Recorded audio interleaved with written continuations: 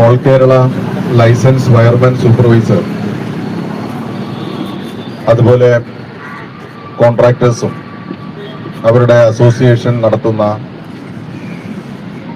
ഇവിടെ സൂചിപ്പിച്ചതുപോലെ രണ്ടാം ഘട്ട സമരമാണ്. ഈ സെക്രട്ടേറിയറ്റ്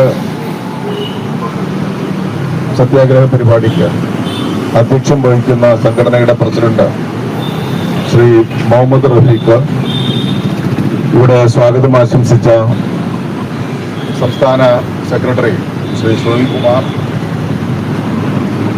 സംസ്ഥാനത്തിന്റെ വിവിധ ഭാഗങ്ങളിൽ നിന്ന് ഇവിടെ എത്തിച്ചേർന്നിട്ടുള്ള പ്രിയപ്പെട്ട സൂപ്പർവൈസേഴ്സ്, കോൺട്രാക്ടർമാർ, മറ്റ് പ്രിയപ്പെട്ടവരാണ്.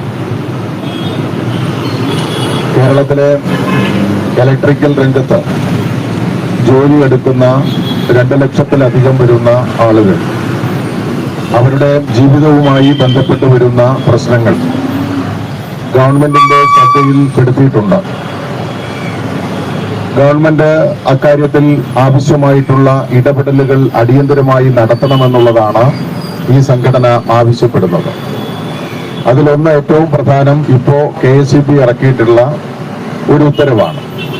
ആ ഉത്തരവ് യഥാർത്ഥത്തിൽ നമ്മുടെ നാട്ടിലെ കോൺട്രാക്ടർമാരെ സംബന്ധിച്ച്, പ്രത്യേകിച്ചും ഇലക്ട്രിക്കൽ കോൺട്രാക്ടർമാരെ സംബന്ധിച്ചും അതിൽ ജോലി ചെയ്യുന്ന ആളുകളെ സംബന്ധിച്ചും വളരെ ഗുരുതരമായി ബാധിക്കാൻ പോകുന്ന ചില വിഷയങ്ങൾ അതിനകത്തുണ്ട്.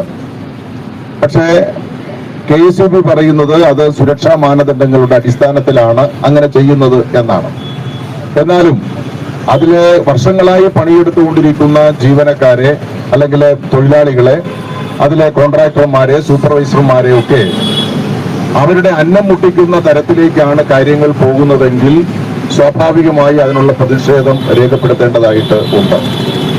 ഇവരെ കൂടി സംരക്ഷിച്ചുകൊണ്ട് മാത്രമാണ് KSEB പ്രവർത്തനങ്ങൾ നടത്തേണ്ടത്.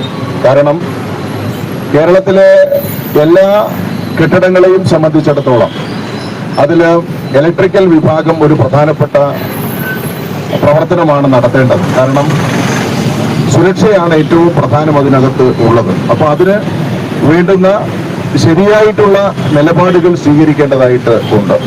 അപ്പോൾ അതുകൊണ്ട് സുരക്ഷാ മാനദണ്ഡമാണെങ്കിലും ഈ സൂപ്പർവൈസർമാരുടെയും അതുപോലെ തന്നെ കോൺട്രാക്ടർമാരെയും വിളിച്ച് അവർക്ക് കൂടി സഹായകരമായ നിലയിൽ ഈ പ്രശ്നങ്ങളെ ചർച്ച ചെയ്ത് പരിഹരിക്കണം. അല്ലാതെ ഏകപക്ഷീയമായി അത്തരം നിലപാടുകൾ സ്വീകരിക്കാൻ വേണ്ടിയിട്ട് പാടില്ല എന്നുള്ളതാണ് സംഘടന ആവശ്യപ്പെടുന്നത്. അതിനനുസരിച്ച്